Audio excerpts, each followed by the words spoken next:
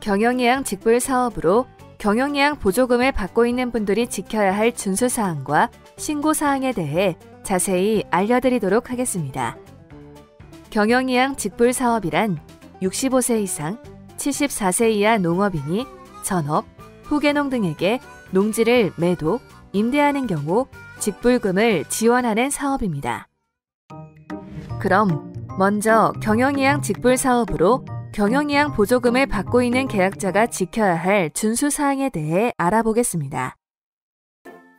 경영이양 직불금 계약자는 첫째, 경영이양 계약기간과 영농은퇴기간을 준수해야 합니다. 경영이양 직불금 지급 계약기간 종료 후 80세까지가 영농은퇴기간으로 지급이 종료되어도 80세까지 영농에 복귀하시면 안 됩니다. 이때 영농은퇴기간은 계약자가 80세가 되는 해에 12월 31일까지입니다. 둘째, 경작허용 농지만 경작할 수 있습니다.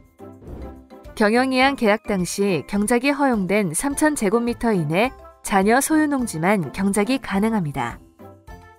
자녀 소유농지는 공익직불금 신청이 가능합니다. 그러나 허용된 농지 이외는 추가로 경작할 수 없습니다.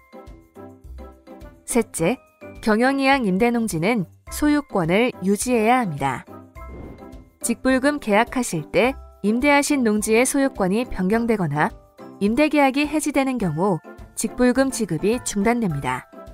또한 농지의 공작물 설치, 형질 변경이나 그 밖에 해당 농지를 임차한 농업인 등의 영농에 중대한 지장을 주는 경우도 직불금 지급이 중단됩니다. 경영이양 직불 계약자의 신고사항에 대해 알아보겠습니다. 신고사항이 있으시면 한국농어촌공사 관할지사 또는 농지은행 콜센터 1577-7770으로 알려주세요.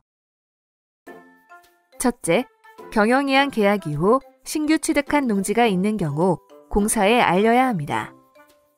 신규 취득한 농지는 보조금 받음 없이 경영이양 하여야 합니다. 둘째, 지급계좌가 변동되면 알려주세요.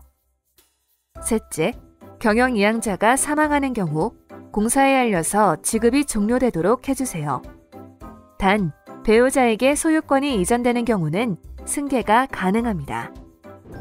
이때 당초 임대차 계약을 계속 유지해야 하고 경작허용 농지로 등록한 농지와 배우자가 기존에 소유하고 있던 농지를 합산하여 3,000제곱미터 이내에서만 농지 경작이 가능하고 3,000제곱미터 초과 농지 경작을 원하는 경우에는 경영이양 직불승계를 받으실 수 없습니다.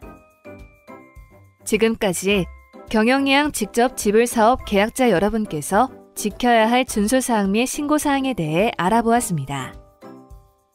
한국농어촌공사는 토지대장으로 신규 취득 농지 여부, 주민등록정보로 사망 여부, 공익직불금 신청 자료로 경작허용 농지 외 경작 여부 등을 확인하여 경영이양자의 계약사항 준수 여부를 확인, 점검하고 있습니다. 부디 계약자분들께서는 앞서 이야기 드렸던 준수사항을 잘 지키셔서 경영이양 직불 보조금을 받으세요.